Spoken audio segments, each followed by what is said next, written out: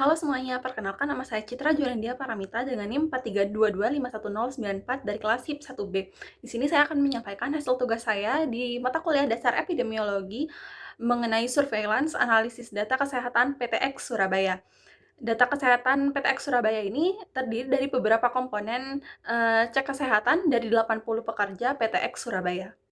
Nah, dari data kesehatan PTX Surabaya tersebut ditemukan beberapa temuan.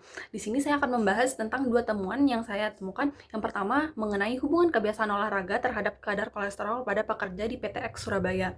Di sini terdapat tabel-tabel yang berisikan kebiasaan olahraga para pekerja, yakni rutin, jarang, dan tidak pernah. Lalu ada dua hasil kadar kolesterol, yang pertama normal dan yang kedua abnormal di perbandingan 2 tahun 2018 dan 2019.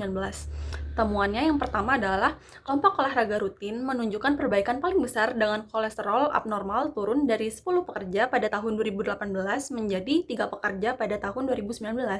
Lalu, kelompok jarang olahraga tetap menjadi kelompok terbesar dan masih menyumbang kasus kolesterol abnormal terbanyak pada tahun 2019 sebanyak 5 pekerja.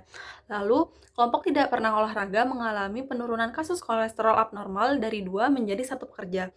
Secara keseluruhan, jumlah pekerja dengan kolesterol normal meningkat pada semua kelompok olahraga. Sementara jumlah pekerja dengan kolesterol abnormal menurun pada tahun 2019.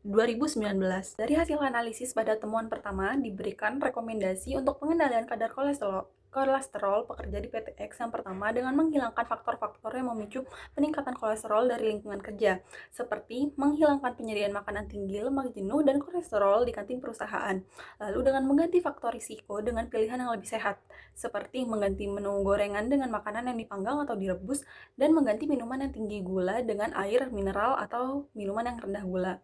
Lalu dengan menyediakan fasilitas olahraga di tempat kerja, pemeriksaan kadar kolesterol secara berkala, dan edukasi mengenai pola makan sehat dan aktivitas fisik.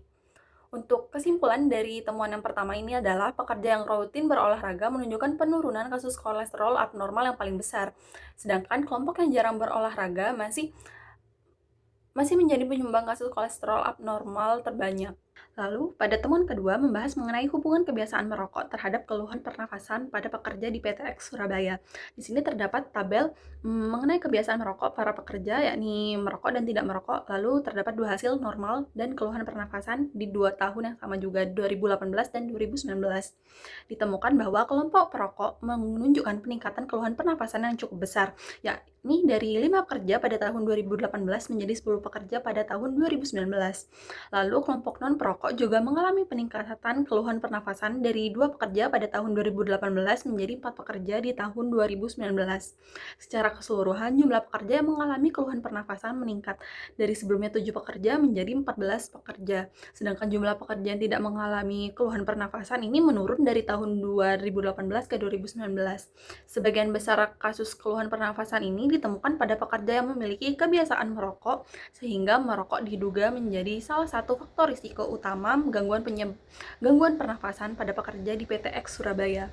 Berdasarkan hasil analisis di temuan 2, diberikan rekomendasi yang pertama dengan menerapkan kawasan bebas rokok di seluruh area kerja, pemasangan sistem ventilasi lokal, pemasangan dust collector atau penyedot debu industri, penyediaan ruang merokok terpisah dengan ventilasi khusus di luar area kerja, edukasi mengenai bahaya merokok terhadap kesehatan paru, dan pemeriksaan fungsi paru menggunakan spirometri secara berkala, serta penggunaan masker partikulat pada area dengan paparan debu tinggi. Untuk kesimpulan dari temuan 2 ini adalah terdapat hubungan antara kebiasaan merokok terhadap keluhan pernafasan para pekerja di PTX.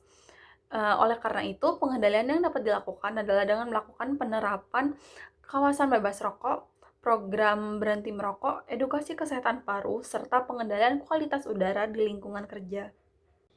Sekian penyampaian hasil tugas analisis data di PTX Surabaya dari saya. Kurang dan lebihnya mohon maaf. Terima kasih.